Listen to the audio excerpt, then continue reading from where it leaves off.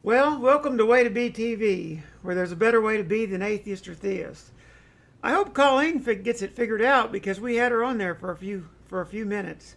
That's the reason it's important to do this during the week and let me help you set up and get everything straightened out before you try to join at the very first of a show. You don't have any time to work out any of your bugs. But I'll be happy to get on with anybody that wants to during the week, and we'll make their system up and running, and that way when it comes time to watch the show there won't be any problems or so forth. Of course, we have Joni on there tonight with us as well, and she's on Google Hangouts, and that's the screen that she likes the best. She doesn't like the one where she's bigger, so we fixed that screen for her.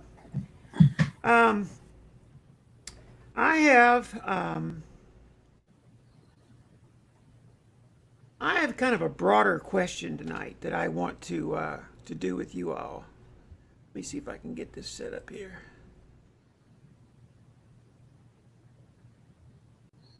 I have a broader question tonight to consider.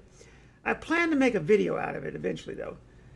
I use that same opening expression at the beginning of each show. There's a better way to be than atheist or theist. And many atheists think it is not possible for there to be anything but a theist or an atheist, to one degree or another.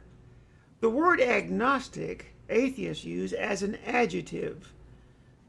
Atheists often say a person can be an agnostic theist. See, that's an adjective.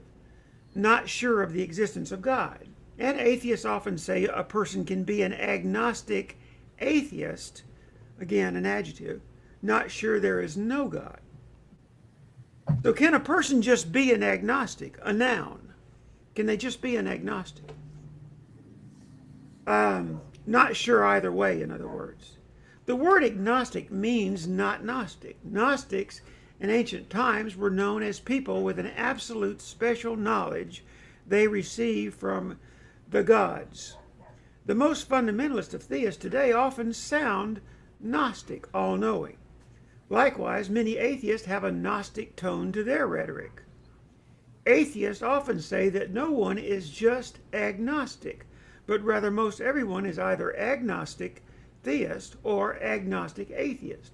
In other words, no one is all-knowing concerning the existence of a God or gods.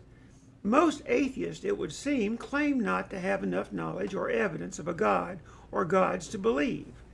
Atheists might be surprised that in pastoring 4 churches, I discovered this same agnostic position is common among church members.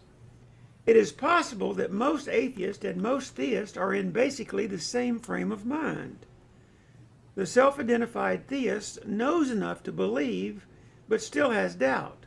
The self-identified atheist does not know enough to believe, but still leaves room for the possibility of a God. The result is that no one is sure, even though some might claim to be sure. At what point does one not know enough to be either way? Could it be that most are just agnostic? What are you laughing about, Joni? That just seems like a circular argument. Well, it is. In other words, when it comes to the existence of God or gods, it's not possible to be absolutely sure. Please ponder this broader question tonight along with our video. But it's a good question. It's a good question because if you watch very much atheist talk shows and atheist TV and that sort of thing, and or you spend much time listening to some kind of atheist blog or radio or read atheist written blogs, you will discover this is a real issue among atheists, especially that no one can be just an agnostic. You're either atheist or theist. You can be an agnostic theist or you can be an agnostic atheist, but you can't just be agnostic. Well, What happens when they meet in the middle? And so that's what we're going to talk about a little bit tonight, along with the information in our video. Tonight we continue the Way to Be, Recovering Too Much Religion. In the current playlist, we are looking at the Way to Be, written by an ancient writer a half century after it was taught by an ancient speaker named Jesus. We have moved through the opening assertions, the benefits of adopting this way, and the tempering of religious resistance to this way of being. Last week, we have now looked at the first two, as of last week, we now looked at the first two illustrations of the shift from doing religion to being in the way, or as the ancient speaker may have referred to it, the fulfillment. Remember, the so-named Sermon on the Mount was written by an ancient writer in the second half of the first century. The writer and the speaker were not together at any point in time, and they were far apart as far as what they might know. In the video this evening, we are considering the third of the 6 illustrations of how the Way to Be plays itself out in life. There are 3 illustrations of law and 3 illustrations of religious ritual in the proposed ancient speech. Each of these illustrations illustrate the shift from just doing religion to being in the way. This week we will address a third well-known Jewish law, revenge, or more specifically, an eye for an eye, a tooth for a tooth. Ask yourself, in the course of life, is the course of life determined more by what you do than by your way of being? Does anger lead to violence, as we discussed the first week? Does lust lead to betrayal of intimate relationships, as we looked at last week? Does an attitude of revenge often come out as one hopes, or does it just produce misery, as we're going to look at this week in the video? So let me play the video for you, and you can develop your questions.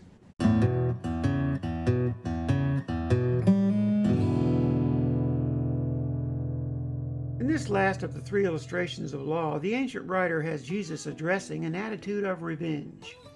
The legal limitations concerning revenge are part of the so-named holiness code. The ancient writer uses the speaker again to illustrate the shift from action to attitude.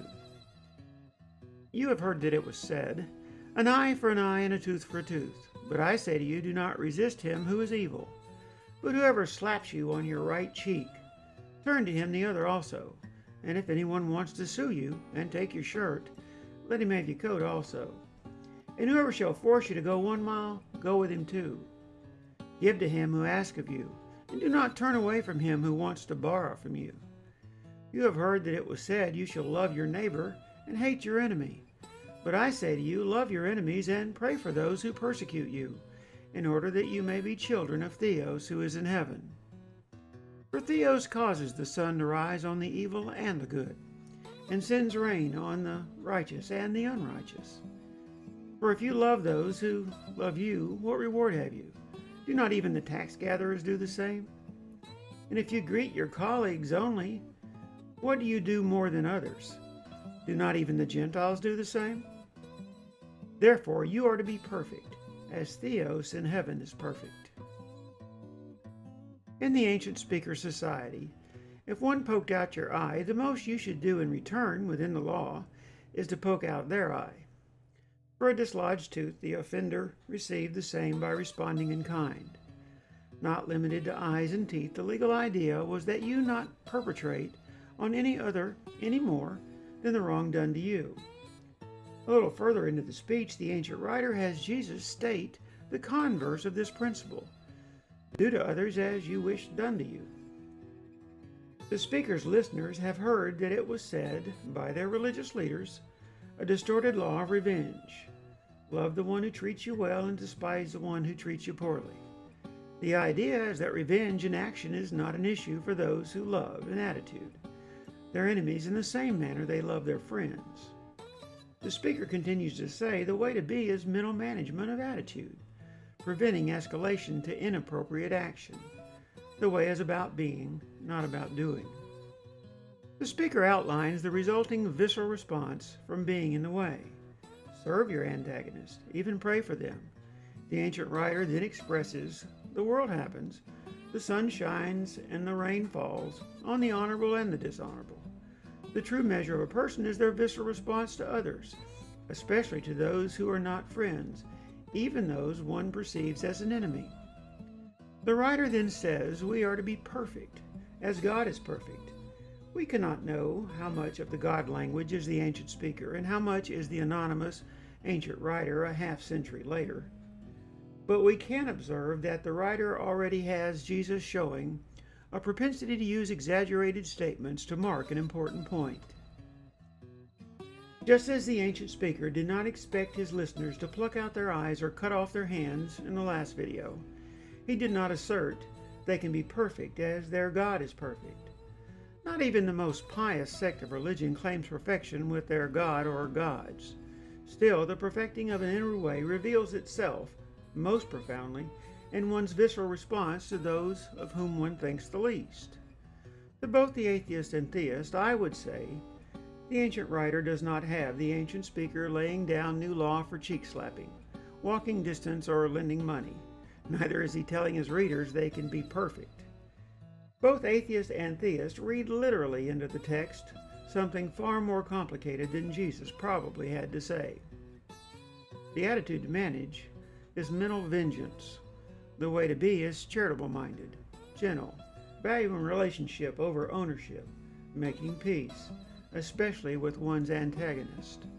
The ancient writer is still expressing the scuttlebutt concerning Jesus' fulfillment, from just doing law and religion to being in the way. We are at the midpoint of the 6 illustrations. So far, the ancient writer has Jesus speaking for only 5.5 minutes. Yet religion has since made of the words judgment for millions. In the next video, the writer ramps up his portrayal of the ancient speaker by transitioning from these last 3 illustrations concerning ancient laws to 3 illustrations employing religious ritual. He continues to demonstrate the shift, the fulfillment. Hopefully, we will see the practical details about choosing any brand of public religion, or instead, adopting a private way to be.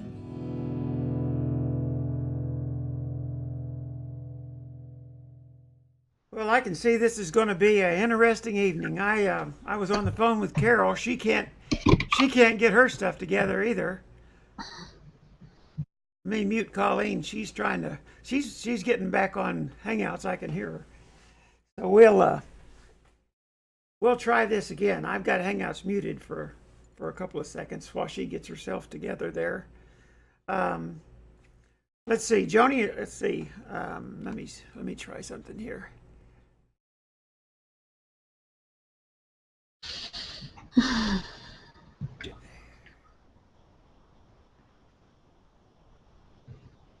Joni, is there anybody in the chat room? Anything in the chat room? If you could read those to me.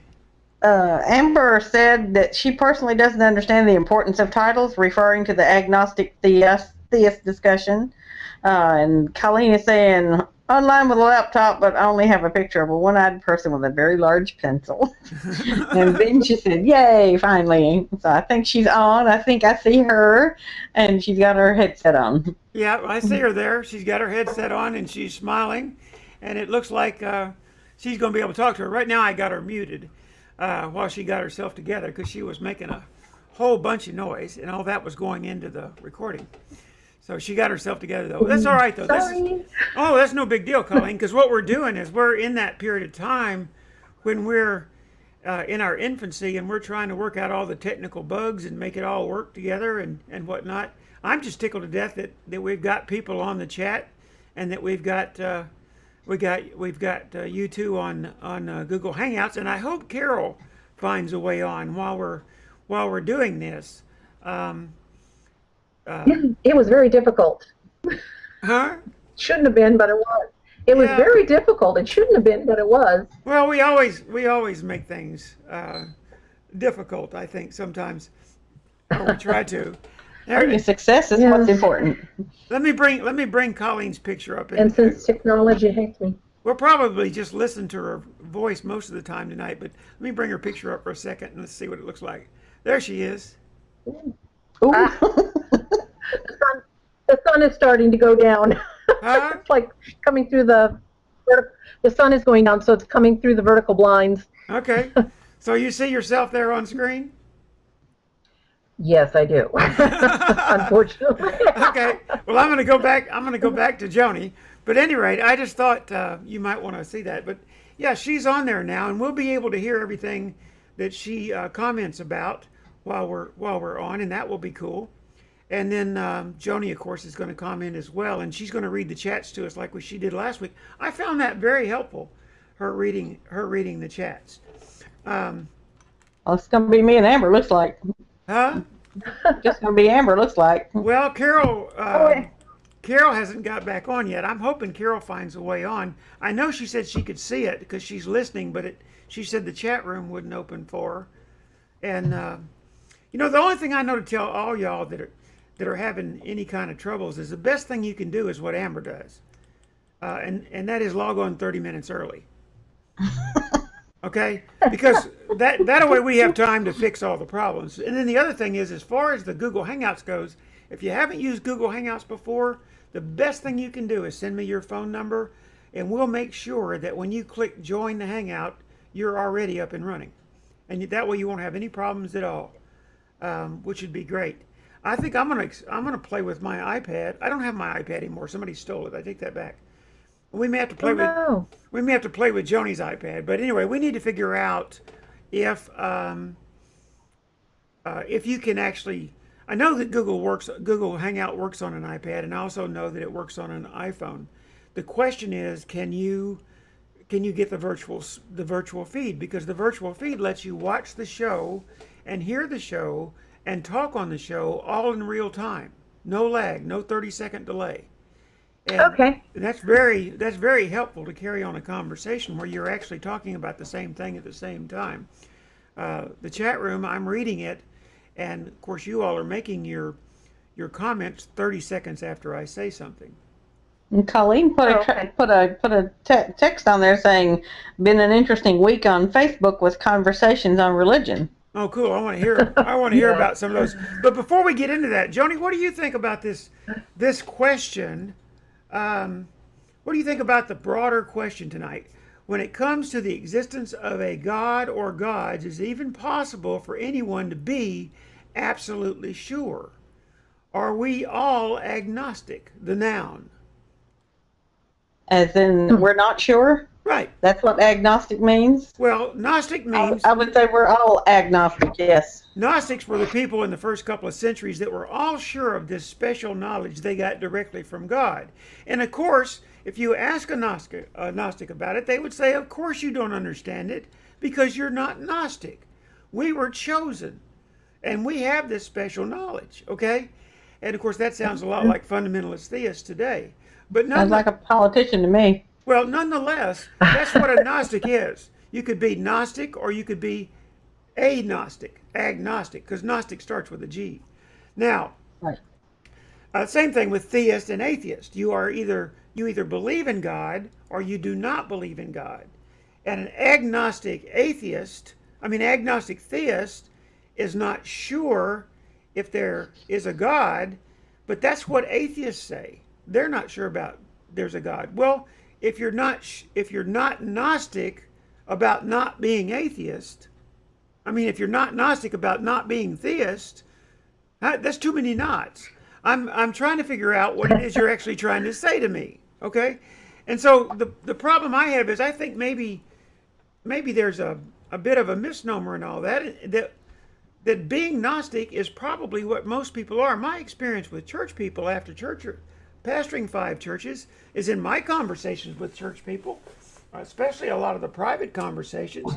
If you were talking to a pastor who would not rail against you or cause you any problem and would receive well your doubts and the things that you say, I don't believe, or I'm not sure there's a God, I'm not sure of the miracles, I'm not sure of this, I'm not sure of that, and you got no negative reaction out of the pastor, then you would talk about those kinds of things with the pastor. But if you got very negative results from that, you need some counseling or whatever, you should be sure. You either believe in God or you don't. That would be the more conservative of Christians would say that, and the more conservative of theists would say that. And then the same thing would be true of the atheist. They want to say that. But I'm wondering what my question is, And when I say there's a better way to be than atheist or theist, what I'm saying is I think the larger portion of the audience is probably, in some sense, agnostic. That is, they're I not agree. dog sure of But, anything. but most of the people who would take a stand in the first place are Gnostic because they know everything. Right. What do you think about that question, Colleen?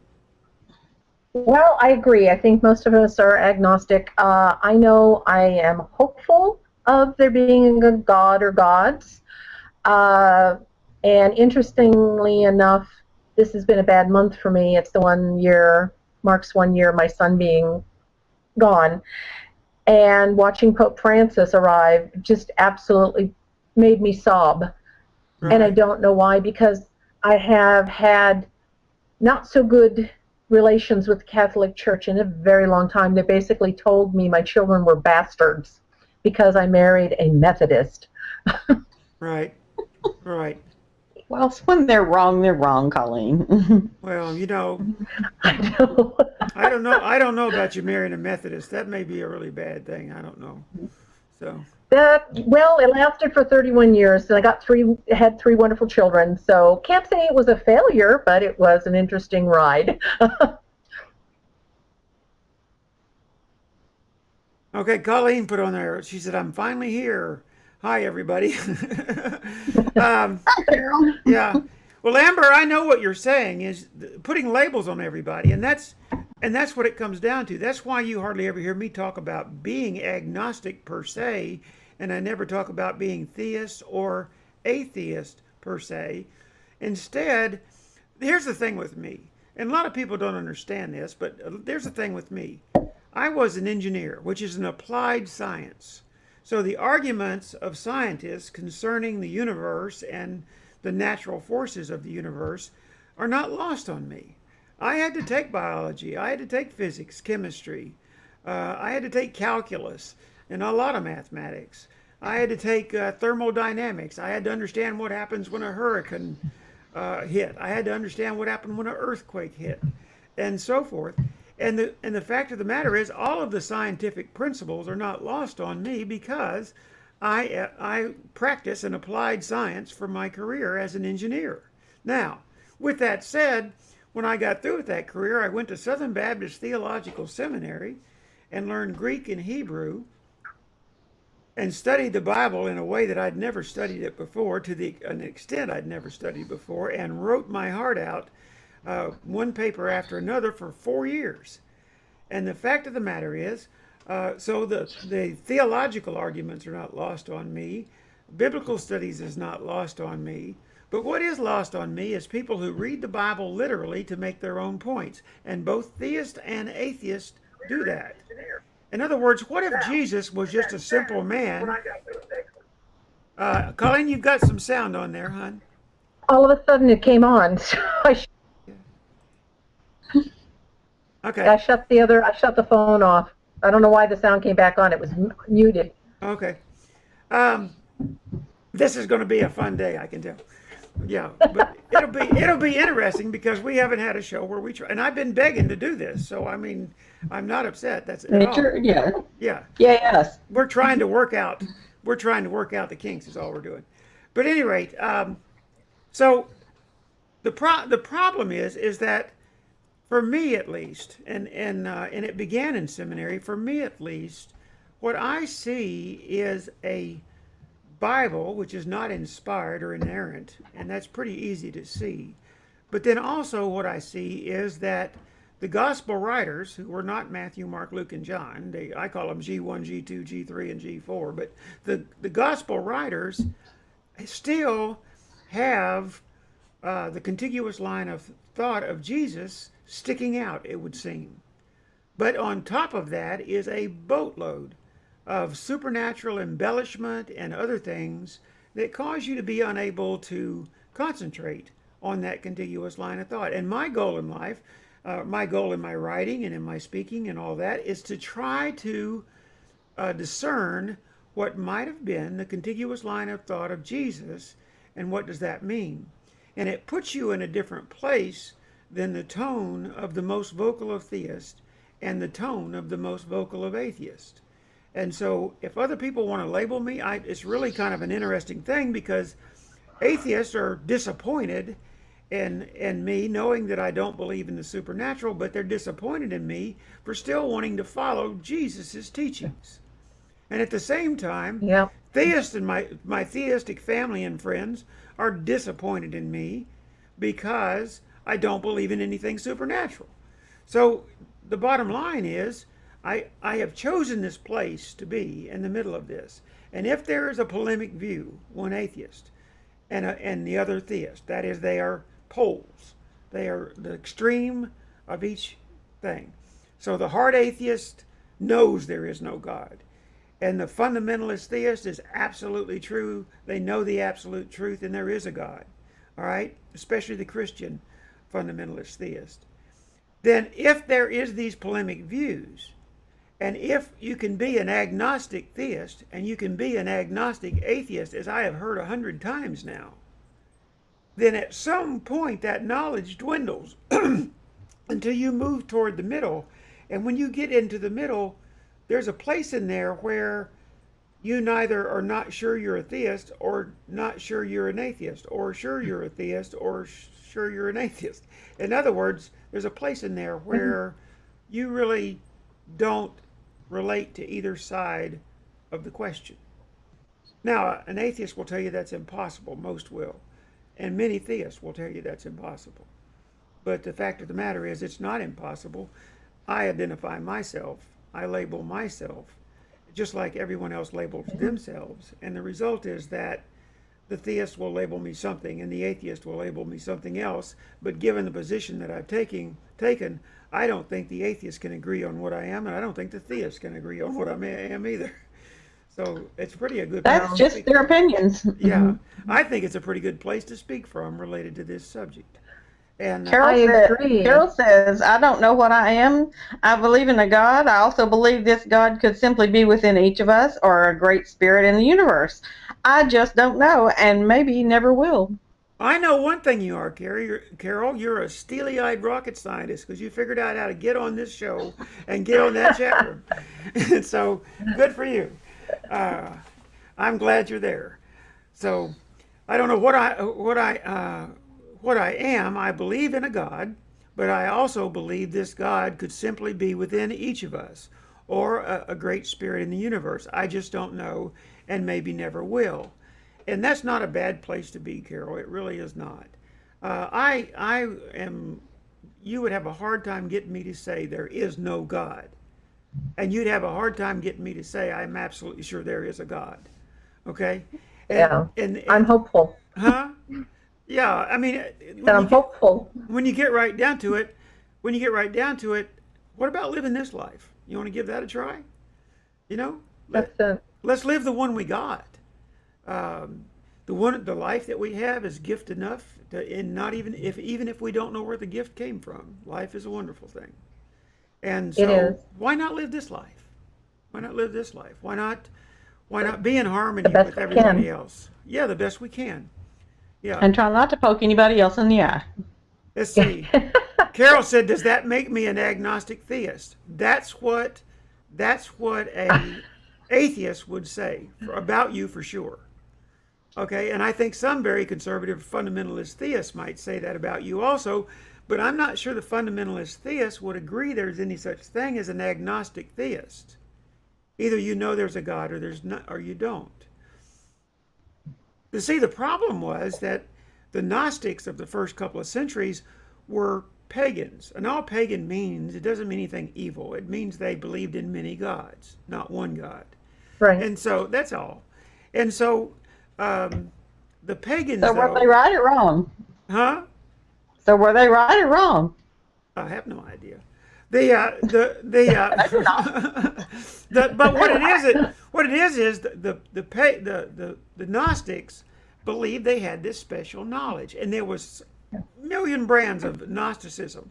They didn't all believe the same thing, but they did believe that they all believed they had that one thing they had in common. They had a special knowledge that was brought to them by an angel or by a god, or somehow or another they were endowed with this special knowledge. And this, So being Gnostic is a personal attribute. Gotcha. right. Well, the Gnostics lost. In other words, in the argument about how the religion, the Christian religion, would go related to belief in God and so forth, that argument in the early part of the 2nd century was lost by the Gnostics. They were not able. The major Gnostic leaders were, I don't know what else to call it other than a Catholic word, excommunicated, if you will. But yeah, they were kind of put out on the street. But anyhow, they did not come out ahead. And all you get out of orthodoxy and unorthodoxy is just what I've said before. The orthodox are the people that won. The unorthodox are the people that lost. That's about it. It's just about that simple. If the people who lost had won and the people who won had lost, then orthodoxy would be just backwards of the way it is now. You know, that's all it Which means. only proves that it's all crazy and silly and doesn't mean anything anyway. Well, what is absolutely undeniable is that religion is a concoction of human beings. It was made by human beings who argue over it. Not just the Christian religion, every religion has been assembled via those who argue over it. Now, within I've got the religion, agnostic guy. huh? Say what? My atheist person on Facebook has called Pope Francis a socialist commie, and also some of the other people. I posted a thing that Christianity took and turned into their own all of the major holidays, and there was a picture of a wolf with her teeth bared, and that opened up a whole nother string of conversations about Christians versus pagan holidays. I think It's been interesting this week. I think maybe you like to argue, huh? I like to debate. I learned to debate with my father until he got angry, and then it became an argument. Well, I had an Aunt Martha like that. it's unreal how. What was that? Say what, Joni? I had an Aunt Martha like that. Did love to argue, yeah, you did. You did, but the problem is it's amazing to me how serious people get over this stuff as if it could be resolved or should be resolved. The fact is, And then religion is the practice of that which cannot be proven or disproven. well, similar to other religions too. You know, the Dalai Lama writes that the teachers that all religions had were not of that religion, but the religion sprang from their teachings, and all they say is love one another and be content with your life here. And that a lot of people just don't get that. Right. You feel up to explaining dharma and karma? Oh, well, karma is like the Wicked Witch of the West.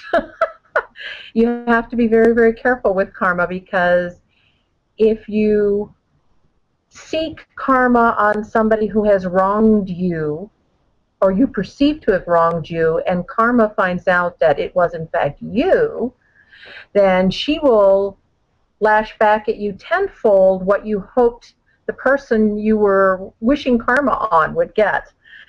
And dharma, as I understand it, is the peaceful coexistence, but that is, I know there's more, but I haven't, I jump around on the chapters. I find the ones that give me comfort right now. And that one I kind of skimmed over a little bit, but for that, is she's like not more active goddess, if you will, as karma is. She's more the static mother that's there when you need her. Right. So at least that's what I've got out of it so far. So I kind of thought that's kind of what I get. But in other words, what you're saying is the Buddhists, who have been known as people who primarily are looking or inner peace. Is that not correct? Very true. Right. And But they at the also same do believe time, in reincarnation.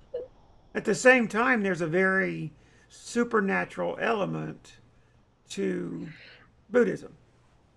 There is, and the one reason I do like that one, and my son loved it. He was a Taoist, but are no temples for Taoism, so they pretty much follow Buddha's tenets more. And I think it really gave him a much more inner peace than he'd ever had. And Amber can probably say more to that than I can. Those last few years, I brought him some meditation beads and things like that. So, and it was odd that they call it the way as well, or the path, the same thing. And he found his way to be through Buddhism and Taoism, and I found mine through listening to you in Florida on Sundays, and now this, and just kind of reading everything I can of different ones. And it's amazing how similar pretty much all religions are. But Yes. so many people want to just point out the glaring differences. Right. And I don't think, when you get right down to it, that the similarity boils down to the teachings. I mean, they all Yes. have a leader that was martyred, okay, or passed away. But anyway, and many were martyred. That the legend grew concerning that particular Right. teacher, and the sayings were gathered and published and so forth, and then that is the similarity. All of them, just about all of them, were talking about how does a person know inner peace? How does a person know contentment in life? Just about all of the major religions are like that. And the supernatural stuff is what the wars have been about and what people have killed each other over. Absolutely. And I mean, it's amazing to me that if in the beginning the major world religion had concentrated on their teachings, all of them, not just Christianity, Right. all of them, but they had concentrated on their teachings concerning inner peace and contentment, and how life is lived, and you're living in community with other people and so forth. Had they stuck with that and left off all the supernatural stories and Yep. We'd be fine. the people shaped like elephants, and and all this kind of stuff. That's also Buddhist, I know. But My my but all favorite all my this, favorite saying. Oh, right, all this stuff, sorry. though, if all this stuff had been left off, then perhaps religion might have been a force in the world that was certainly much more positive and would have accomplished so much more in the world. But instead, I I mean, agree. you've got Christians hating Muslims and Muslims hating Christians, and Jew. Well, I've been to Israel. There's the Christian quarter and the Muslim quarter, and there's the Jewish quarter, Jewish quarter. and then what's the last one? Is it the Greek Orthodox? Is that who it is, or there's one more? Yes, there's a big Orthodox temple there as well. Yeah. So, and then there that is, okay, and millions of people have died in the Middle East fighting over a lump of land Yeah, that God thousands gave of years. that God gave them. They're not done yet. Yeah, God gave this land to me, not to you. And so that's kind of how Right. it is. And I've been on the Temple Mount, where the temple no longer stands, but two Muslim mosques now stand, and that sort of thing. And so I'm not sure that feud will ever end, but it is the supernatural aspects of religion that produce that conflict. It is not Oh, I totally teachings. agree. It is not the teachings about inner peace and contentment No. and living in community with other people. So, I don't know if you've ever noticed, but a Buddhist monk will never say, I wish you happiness. They always will end with, may you be happy. oh, okay, yeah. Well, my mother used to say, And that I love that. if you want to be happy, be. And That's it. Yeah. it is really up to you. You can decide whether you're going to be happy or not each day.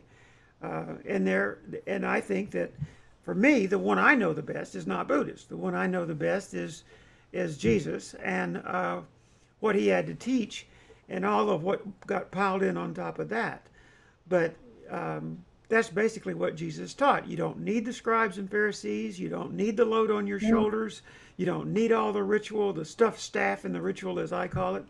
You don't need all of that.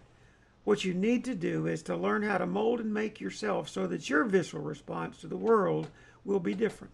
Your visceral response when it's time to respond, when it's time to react, when it's time to say something, when it's time to do something, your visceral response, when you have no time to think about it, will be appropriate, but it's only going to be because you already molded and made that person that's within you.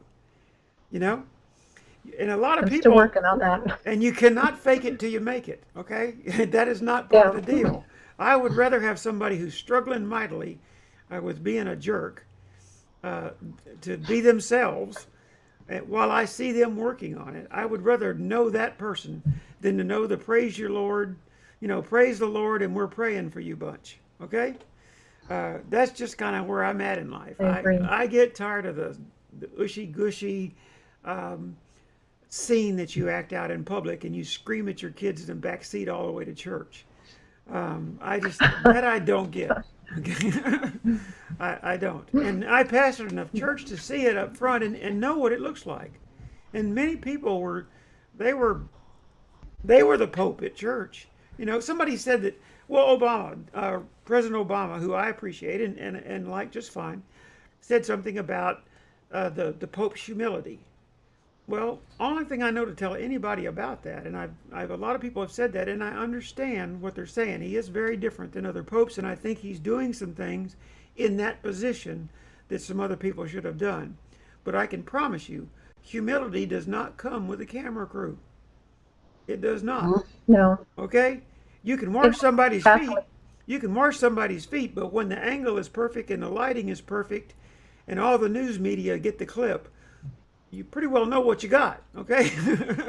Yeah. And that's just how that is. And so while I can appreciate this Pope being very different than others, he still has not addressed some of the things that plague the Catholic Church and have plagued the Catholic Church for centuries. It's still there.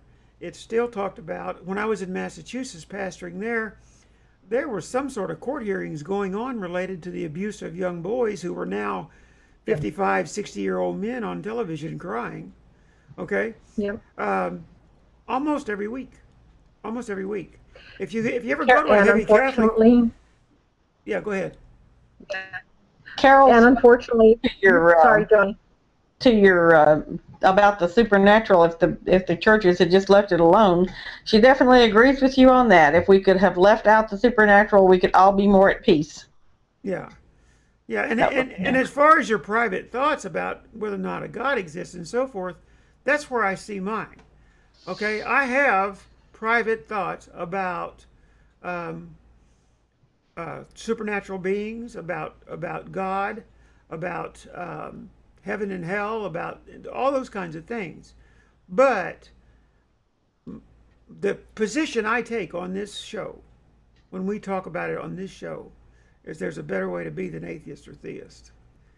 And because there is. And I think that may be what Jesus was teaching. I am not, theists would just have a fit about what I'm about to say, but I'm not completely sure that Jesus was not an agnostic. At least an agnostic. All right? He wasn't sure either, huh? Well, I'm not so sure that Jesus' purpose didn't have anything to do with that. And you have to understand that what he taught has, if you read the Bible, study the Bible, what you find is his teachings are separated from the supernatural. You'll have his teachings. You can go to any of the gospel writers, and you can find his teachings, and then you'll find a little supernatural event or whatever. Then you'll find his teachings, and you'll find his supernatural event. And the point is that only when we get over into John, in Mark we have Jesus who was humble, wouldn't do a sign for the Pharisees and scribes. Even in Mark where he said that he did a miracle, he would end it by saying, "Don't tell anybody." Well, by the time you get over to John, we've got a Jesus that's showing off and saying he's God and making signs for the Pharisees and scribes and so forth. And so you can see that. You can see that the gospel writers, the further away from Jesus' death they got, the more they added and the more they ramped up the supernatural aspects of it. And the reason was simple. They were building Christianity. They were building the church. And people are drawn to that which they think, well, in some ways, I think something for nothing. When you tell a person, no matter how much life stinks, no matter what you do in life, once saved, always saved, and when you die, you're going to win the lottery and live on a golden street in a mansion behind some pearly gates. Well, if that's the way it works, then it feels a lot like a bait and switch. I want to know how to live now. I want to know how to, and a lot of people say you make hell on earth and you make heaven on earth. And I think that's a fair statement. You make of your life what you want to make of it. And you can grow better or you can grow bitter about it all. That's just the way it is. And I've got enough experience with that, I think, to know. I've had enough hard times and enough difficult situations, and I've had enough people coming down on me that I know full well it's up to me how that affects me. Now that's just true. Yeah. Yeah. I agree with that. Right. And so we all get to do that. And so when I had the opportunity, 15 years ago, I would have told you I was done. I would never get to pastor a church again. But then that wasn't so, was it? I was on staff. I was on staff 3 more times, and so the best church I ever attended. Huh? Say what? I said, when Bill and Carlos brought me to your church, it was the best church I have ever attended. Yeah. Well, it wasn't my church, so. Well, but it was, you were teaching in the front, and I just loved what you had to say, and still do, because it's logical. And like you said, without having the mystical, but it's a way to be. Yeah, I would rather learn how to live. What happened to Amber? I'm not seeing her on the chat room at all. She's got a couple of sick dogs. Actually, well, one's in heat and one is sick, so she could be tending to them. What's Carol saying on the chat room, Joni? She said she gets tired of the holier than thous when they're in public. And I'm not sure what she said. The next thing she said was that I ought to get them. And I'm not sure if she's replying to something else you said. Or, I don't understand that one. Carol, if you can be more clear. My guess is what she's responding to is when I said Jesus was an agnostic. Yeah. Yeah, and then she just typed that. That's the Jesus may have been an agnostic.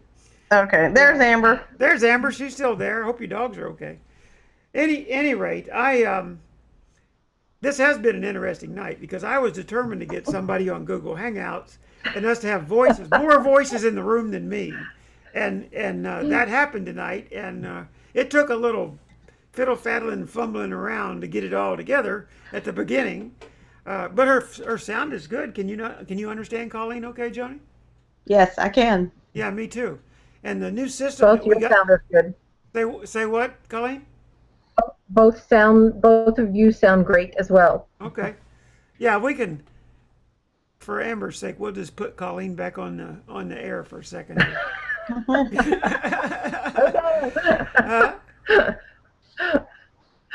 Oh dear. But yeah, that's going to work out pretty well. I think we're going to be able to do pretty well with that, and that will help the show a lot. We need more voices on the show, and if we can line up about 8 or 10 people down through here, and then I can learn how to facilitate in such a way that it's not a complete nightmare, we can probably do pretty good with this, because the more voices we have, the better we are. The chats have been great since we started.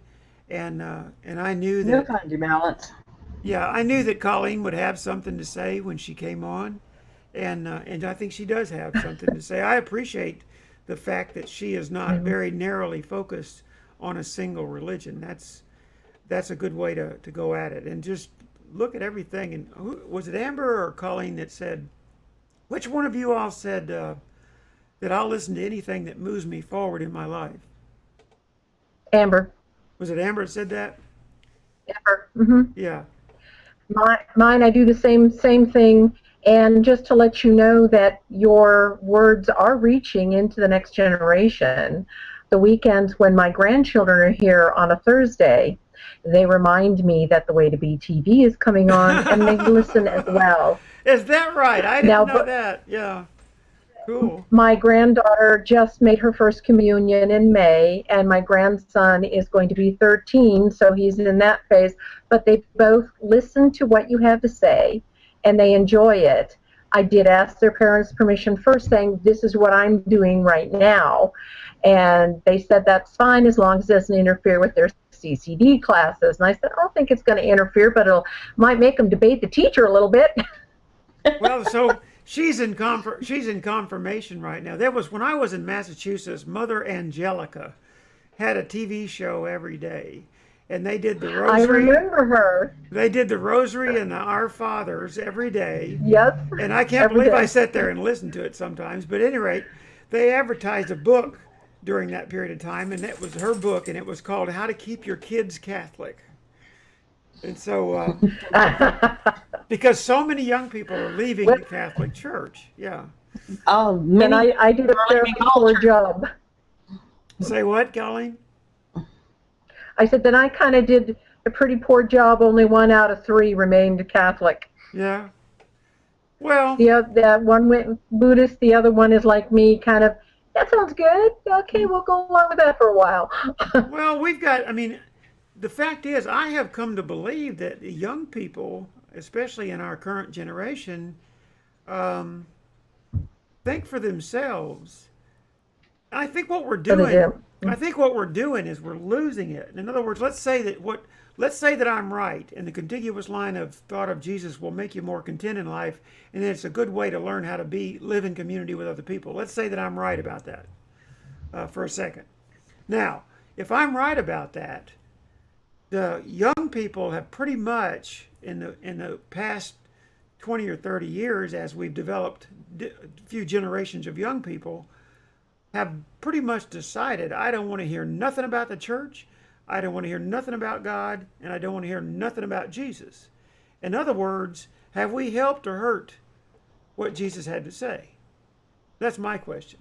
In other words, is Jesus losing the effect that his teachings without all the supernatural stuff could have had on society?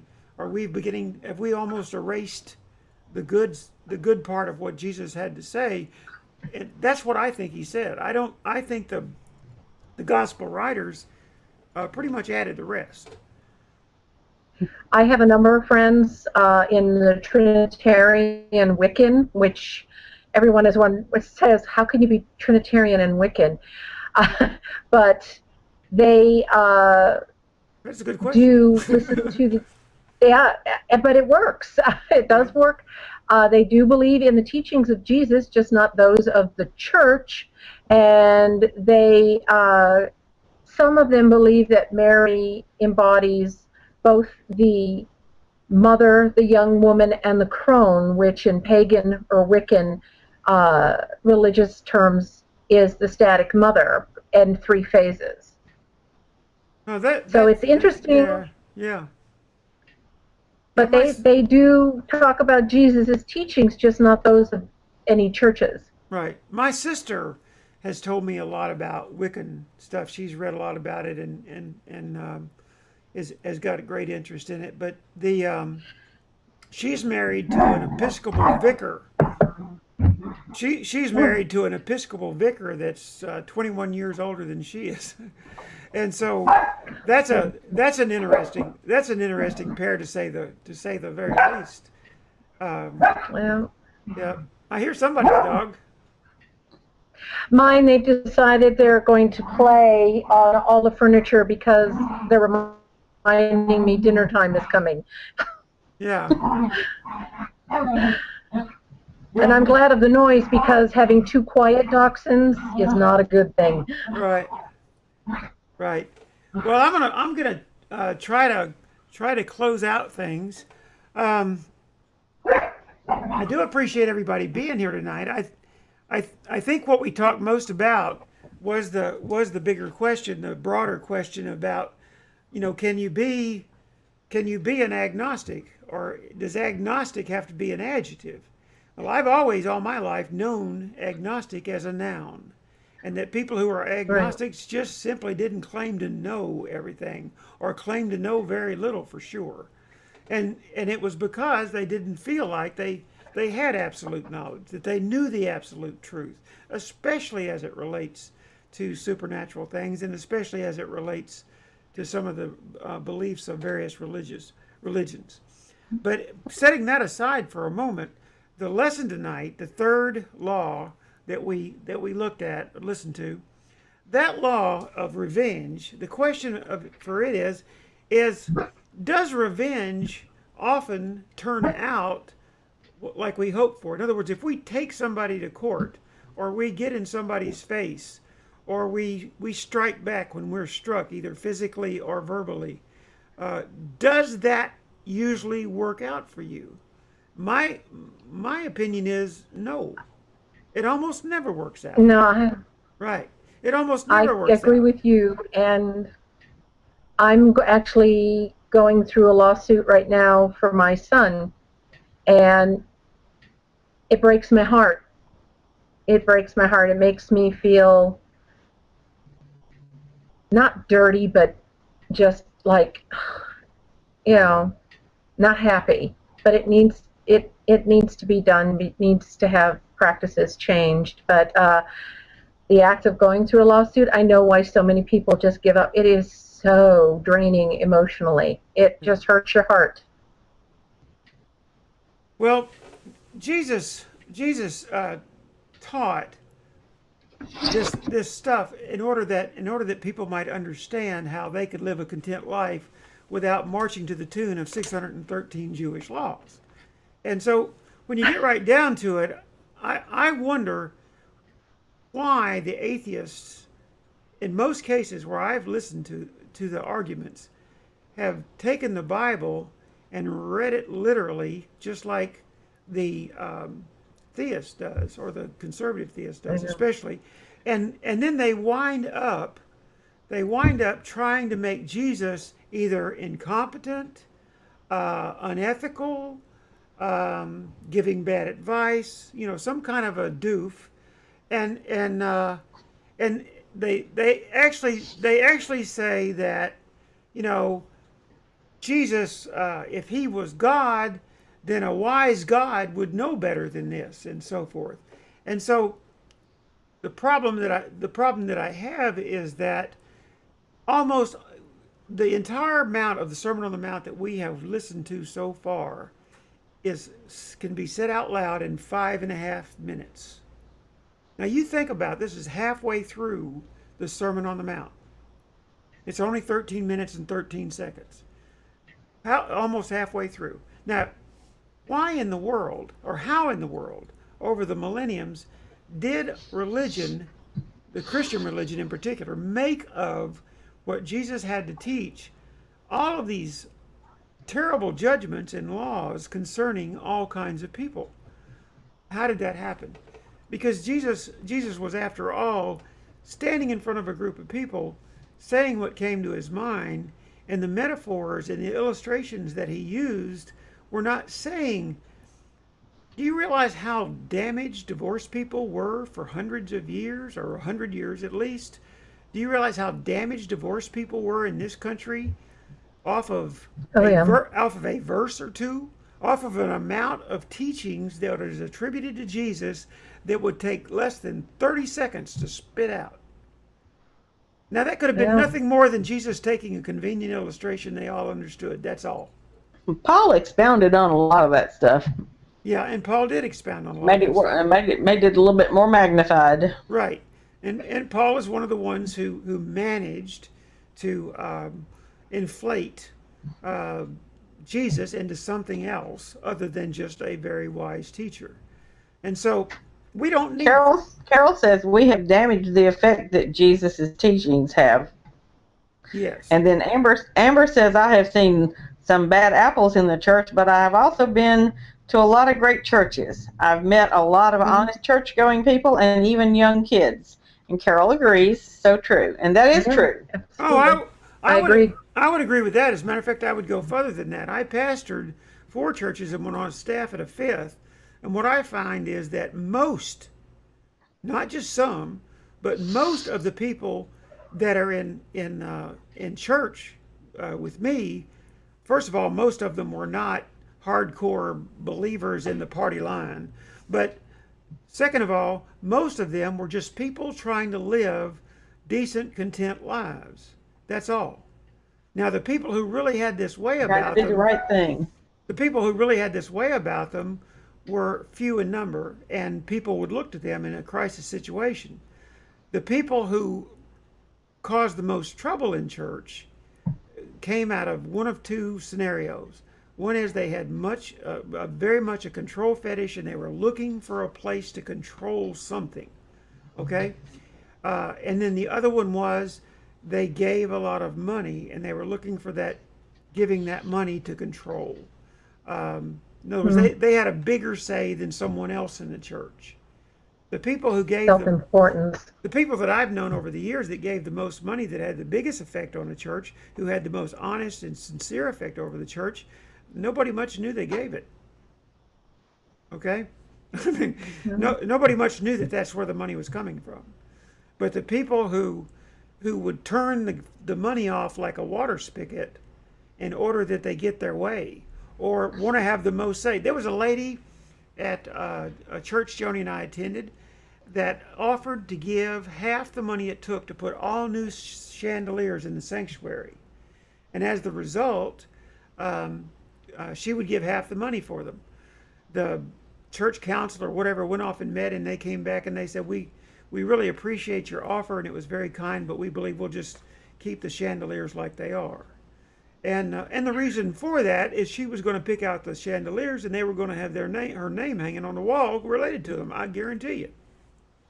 I pastored a church that had a plaque under every single window in this giant sanctuary that was a memorial to the founders, because the founders' kids were all still in the church, and those memorials were put up by the kids to memorialize their parents. And there was one empty window in that sanctuary that didn't have a plaque under it, and somebody wanted to memorialize their parent, and a fight broke out between them and the rest of the church related to whether or not that plaque could be put up. A lot of stuff that's done in church is whose turn is it, and who's in charge, who's over that, who gets to say, and that's what a lot of it is. And I get sick of it. I had already retired before I came to Florida. And when I came to Florida, I really had great hopes that things would be different, but they weren't a lot different. It was just a standard sort of a church. It had its control freaks. It had its very quiet people that if there was a ruckus, they just kind of drifted away because they didn't want the ruckus. They didn't want to be part of the ruckus, which I don't blame them a bit. I can appreciate the attitude. I'm the same way. The fact is that we can't look to a church as an example of how you live in community with other people as long as the church is operated in the way it is now. It's a pretty bad business model when you think about it. It really is. But I find most it is. I mean, you've got the inmates left with the asylum in most cases. But I really do believe that the church will never be healthy as long as it's run on the model it's run on right now. But I do find that most of the people that I've known in church that I've pastored have been people who wanted to live in peace, and they wanted to live in community with other people, and they just didn't want to be involved in any kind of ruckus or fight over anything. And that's a good thing. That's a good thing. Carol said so true, but I don't know to what. Good people. There are good people. Some good people in churches. Yes, Absolutely. There definitely are. There definitely are. So at any rate, we are a couple of minutes past our time, and so it's time for me to give y'all the credits. Colleen, thank you for coming on here and being. I had fun once I got here. Yeah, and we'll try it again. It'll happen faster next time. Yeah, and if anybody else wants to get on there, I'll try to organize better, because the more y'all that I have on here, the more likely I'm going to have to figure out how to operate this situation in a way that doesn't wind up in a free for all. I got to get more organized as to where we can talk to each other. I have seen some, and there is a program called the New Covenant Group, and they are organized in the way they do their Google Hangouts and the way they conduct their shows. I just really appreciate. I think they have a very good attitude about them, and they can talk about the most sensitive subject, and it's a mixture of atheist and theist, and they don't fight. It's amazing, and they don't raise their voice to each other. That's great. Right. They really do have a good attitude about how to talk about this subject, and that's what I would love for us to have also. And so I watch a lot of what they do in order to get an idea of just what we need to do, and what I personally need to do in order to make things work out. So anyway, here come the credits. Bye. We love all y'all. See you, Colleen. See you next See you, week. Jody. Bye.